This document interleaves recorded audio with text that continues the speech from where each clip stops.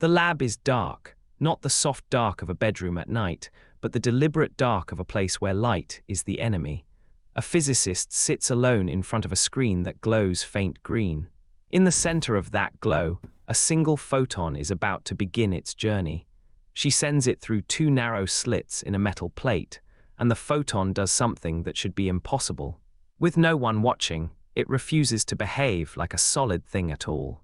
It spreads out like a wave, flows through both slits at once, and paints a pattern of stripes on the far wall. But then she sets up a detector to see which slit the photon actually passes through, and the stripes vanish. The photon suddenly behaves like a tiny marble, choosing one path and sticking to it. The act of watching changes what it does. Here is the part that keeps physicists awake. When the detector is off, the photon's behavior says it was a wave all along. When the detector is on, it says it was a particle all along. Two different histories, two different realities, and the only difference is whether something was looking. So the question coils up from the dark of that lab and refuses to leave. If a single speck of light changes its entire nature depending on whether an eye is on it, then what does it mean for something to exist only when looked at? And what does it mean for us, the ones doing the looking? That question is exactly what followed Eugene Wigner home. Not to a lab, but to a quiet office at Princeton, where the smoke from his pipe curled around stacks of papers, and the equations on his chalkboard seemed to stare back at him. It was the 1960s. Wigner had already won a Nobel Prize for work that helped build quantum mechanics, but the more he looked at what he had helped create, the more it disturbed him.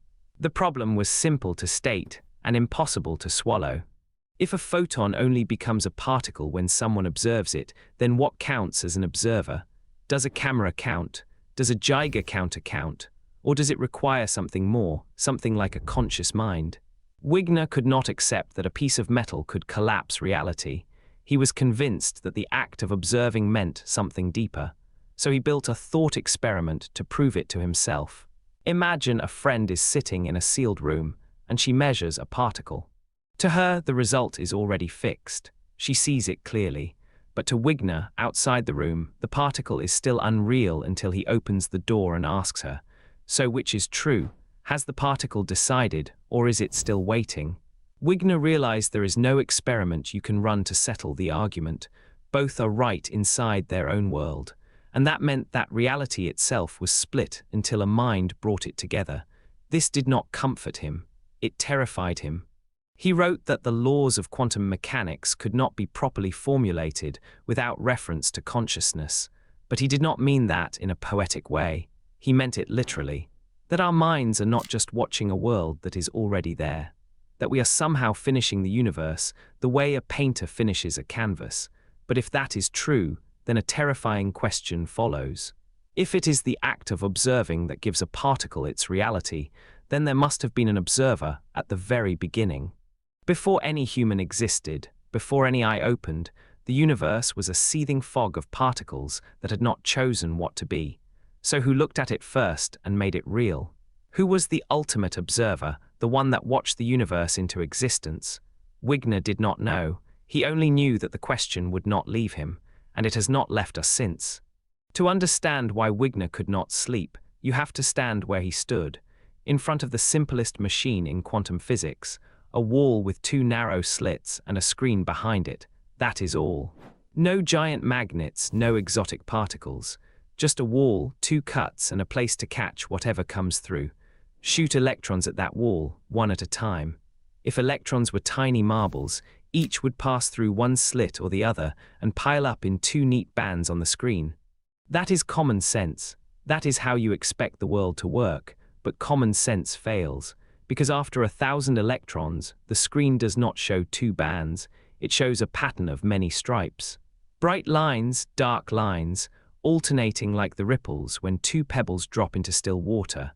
That pattern can only form if each electron travels through both slits at once, like a wave, and interferes with itself.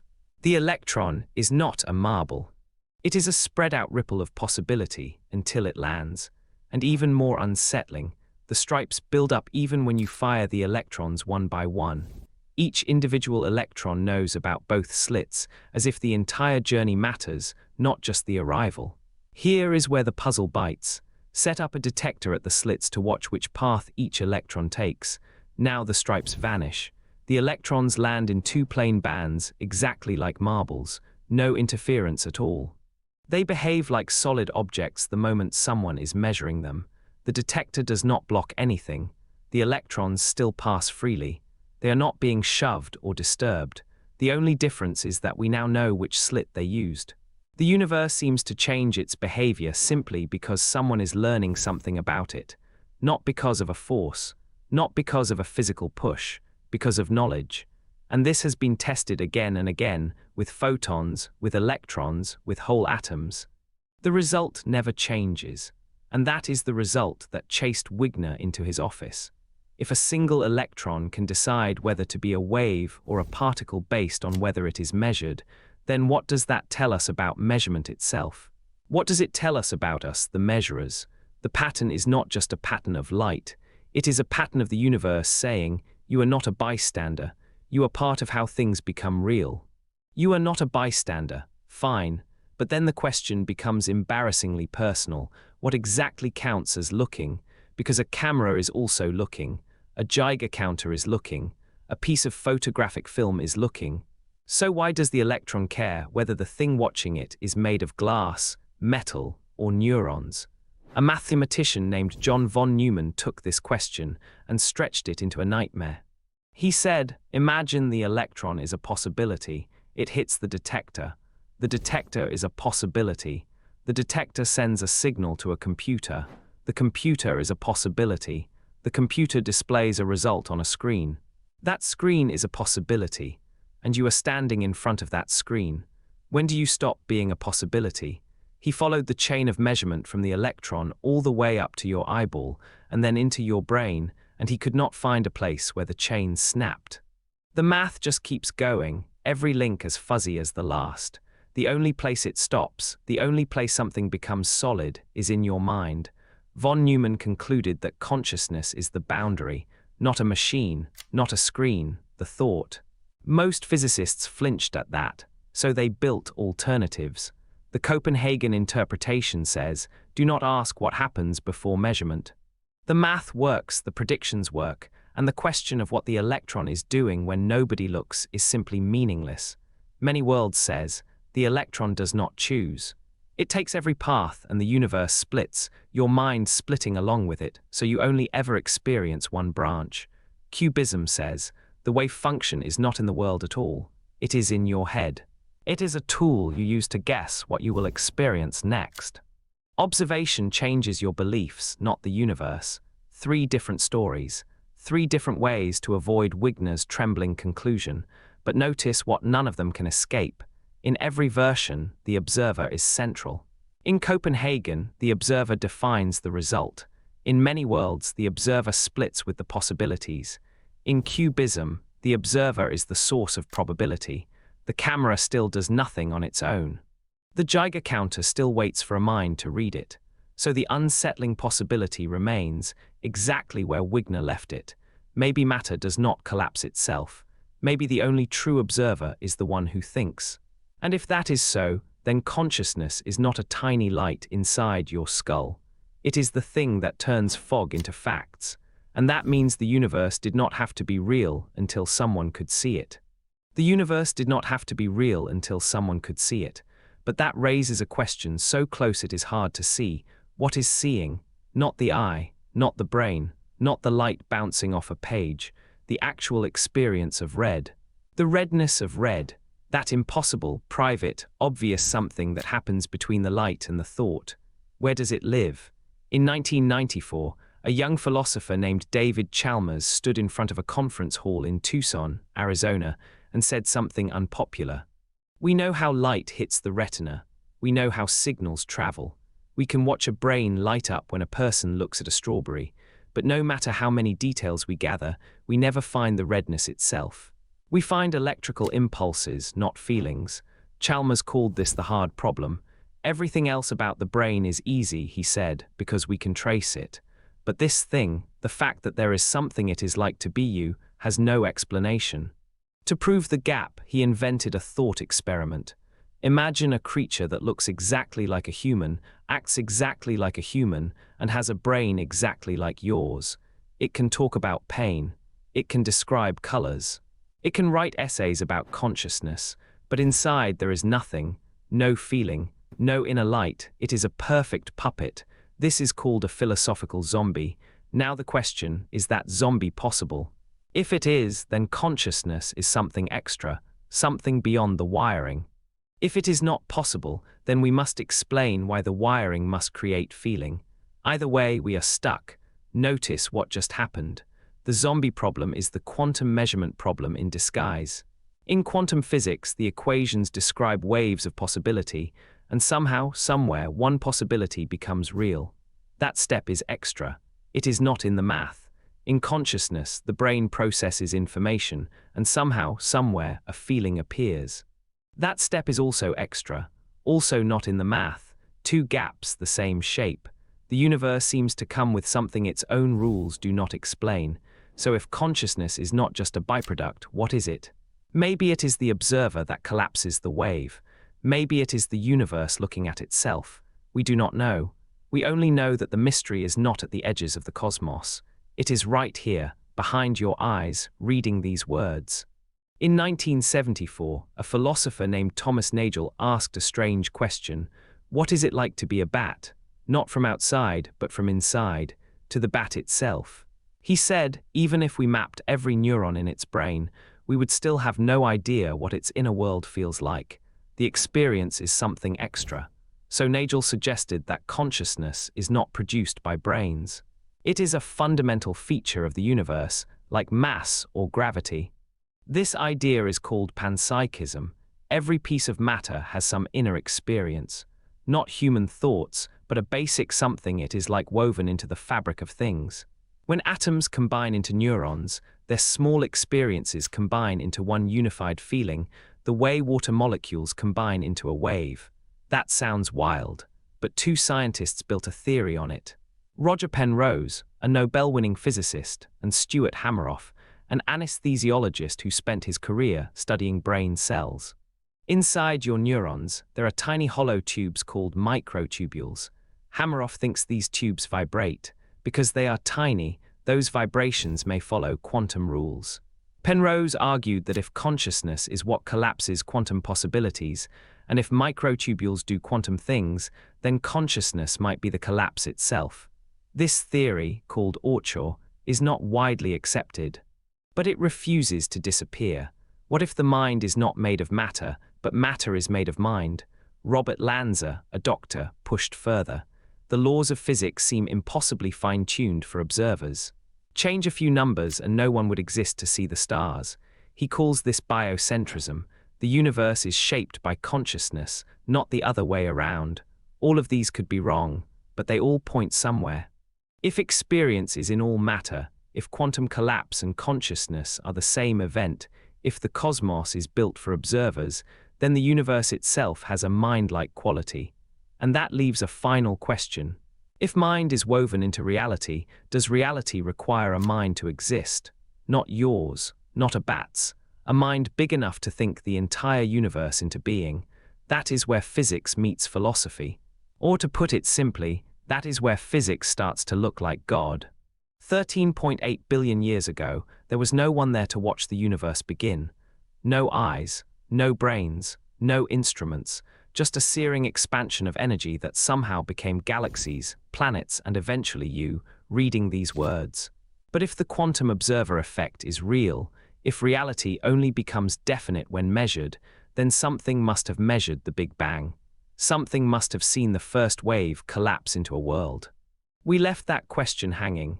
If mind is woven into physics, then what mind was present at the start? In the 1970s, physicist John Archibald Wheeler sat in his Princeton office chasing exactly that problem. He had coined the phrase black hole. He had worked with Bohr and Einstein, but late in life he pursued a stranger idea. Almost every law of physics, he argued, is shaped by observation. He called it the participatory universe. The universe is not a finished thing. It only becomes real when something asks it to. And if observation requires a mind, then the Big Bang required a mind too. Could that mind be God? A A few scientists and theologians ran with this thread. In books like The Physics of God, the argument is made that quantum mechanics leaves a door open for the divine. Not as a myth, but as a logical necessity. If every collapse needs an observer, and no human was there, then something else must have done the measuring. But here is where mainstream physics pushes back. An observer does not have to be a mind. A Geiger counter ticking is an observation. A photon hitting a screen is an observation. A rock tumbling down a hill produces measurements constantly, without a single thought. In this view, the Big Bang observed itself the instant the first particle interacted with another. No God required. Just physical processes unfolding in the dark. So we are left standing between two universes. One is a universe where matter stays dead until a mind wakes it up, and at the origin, a mind wakes it up. The other is a universe where everything constantly observes everything else, and consciousness is just a flicker on the surface of a machine. The first cannot explain where that first mind came from. The second cannot explain why we feel anything at all. Maybe the answer is locked somewhere inside the universe watching itself.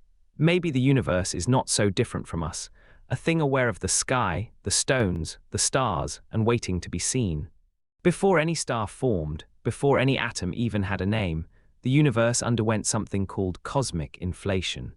In the first trillionth of a second, space itself stretched from something smaller than a single proton to about the size of a grapefruit.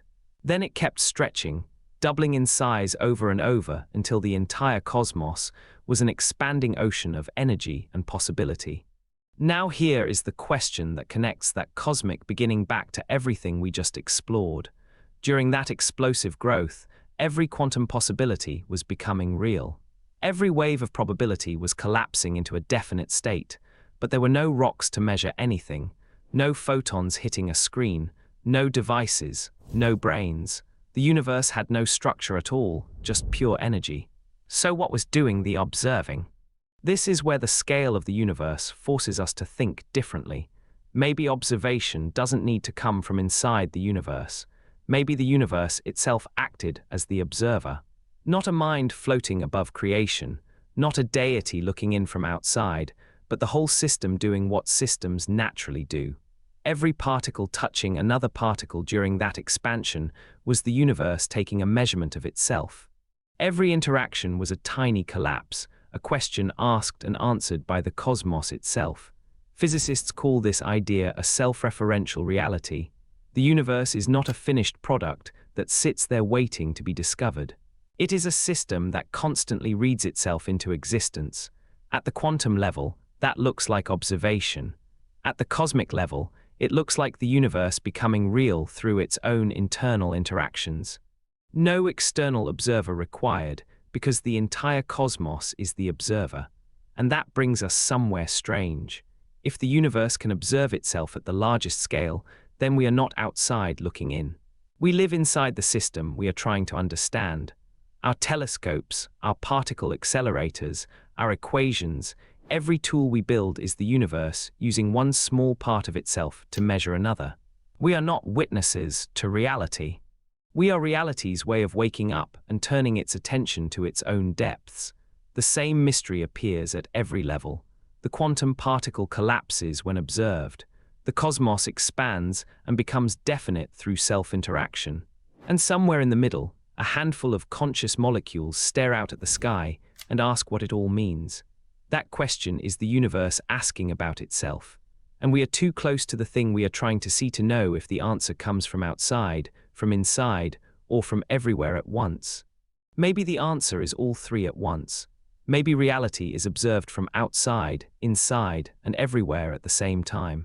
But here is what scientists actually have: a handful of interpretations, each one matching every experiment perfectly, each one failing to explain the one thing that matters. The Copenhagen interpretation says the universe only becomes definite when measured. Many Worlds says every measurement splits reality into infinite branches where every possibility happens. Objective collapse theories say particles just settle into states on their own, no mind needed. And panpsychism says consciousness is not a late arrival, but a basic ingredient, woven into every electron and stone. Each of these theories predicts the same results in every experiment we have run. That is the problem. Physics cannot tell the difference between a universe where mind creates reality and a universe where reality creates mind. Both are compatible with the data. Both leave the hard problem untouched. Why does any of this feel like something at all? Even the strangest experiments have not helped. In delayed choice experiments, physicists fire a single photon and only decide after it has already passed through a beam splitter whether to measure it as a wave or a particle. The photon seems to decide its nature based on a choice made later in time. The experiment was designed to settle the question. Instead, it made everything murkier. The photon's behavior depends on what will happen to it in the future, which implies the universe might be writing its own history as it goes. So we are left exactly where Wheeler stood in his Princeton office, surrounded by notes and half-finished questions. No experiment has closed the door on God. No experiment has closed the door on a purely mechanical universe. The mystery is not shrinking. It is expanding, like the universe itself, into every direction we look. Maybe that is the honest place to stand. Not with an answer, but with a question that has held the attention of physicists and philosophers for a century.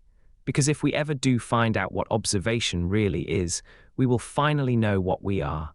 And that is where you come in. What do you think? Is consciousness the thing that makes reality real, or is it just something that happens to material? If this one sparked something in you, leave a comment and tell us what you see when you close your eyes at night. We are all part of the same mystery, trying to watch itself through you. Before you answer that question, let it follow you to a kitchen table. You are sitting there, holding a cup that is too hot to drink. You have a decision to make, one small thing, like whether to call someone back. The choice feels entirely yours. That feeling of being the one who decides is the most familiar thing you own. And yet, if the quantum observer effect is real in the way some interpret it, your moment of decision might be doing something far stranger than guiding your afternoon. It might be selecting which possibility in the universe becomes real. Physicists do not say that your thoughts collapse wave functions. That would be overinterpretation. A detector in a lab collapses a wave function every time it clicks, with no mind required. But here is the unsettling part. Every detector ever built was designed by a mind. Every measurement was a question someone chose to ask. So the machinery of physics is inseparable from the machinery of attention. If consciousness is not a side effect of matter but woven into it, then your choices are not just personal. They are cosmic, not because you can bend spoons by staring, but because every act of attention is a tiny brushstroke on the edge of reality itself. You cannot control the outcome of a quantum experiment with your wishes, but you can choose where to look, what to care about, what to measure with the limited time you have. And that selection, multiplied across billions of minds, becomes the world we share. This is where the risk lies. The moment you say we create reality, you can easily drift into narcissism, imagining the universe revolves around your thoughts. It does not. The mountain is still solid. The ocean is still wet. But what you call solid and wet are conclusions your consciousness draws from a fog of probability. You are the one who turns that fog into a story. So the question remains, are we co-creators or are we simply witnessing a script already written? We do not know. And maybe that not knowing carries its own purpose. It keeps us humble. It keeps us curious. It makes every choice feel sacred because you genuinely cannot prove that your attention does not matter. So before you click away, take one breath. Look at the room around you. You just participated in the act of observation. Whether that means you changed reality or simply noticed it, one thing is certain. The question is alive in you now. And that aliveness might be the entire point. Thank you for staying with this. If you felt something shift, tell us in the comments. What do you think you are, a co-creator or a witness? And either way, what will you choose to observe tomorrow? The lab is dark again, the screens are off. The single photon has long since landed. Everything we asked it is still unanswered. And yet, something has shifted. We dragged the question of consciousness into the machinery of physics, and the machinery did not break. It just pointed further out. We stand at the frontier, not at the edge of knowledge, but at the edge of the edge. Behind us are centuries of measurements. Ahead of us is a darkness that is not empty. It is humming, waiting, folded like a wave. Do not rush to an answer. Sit with the question the way you would sit with a friend who just told you something enormous. Let it breathe. If this journey stayed with you, write one word in the comments, edge, or tell us what you think is looking back at you from the dark. The question is yours now. Carry it gently.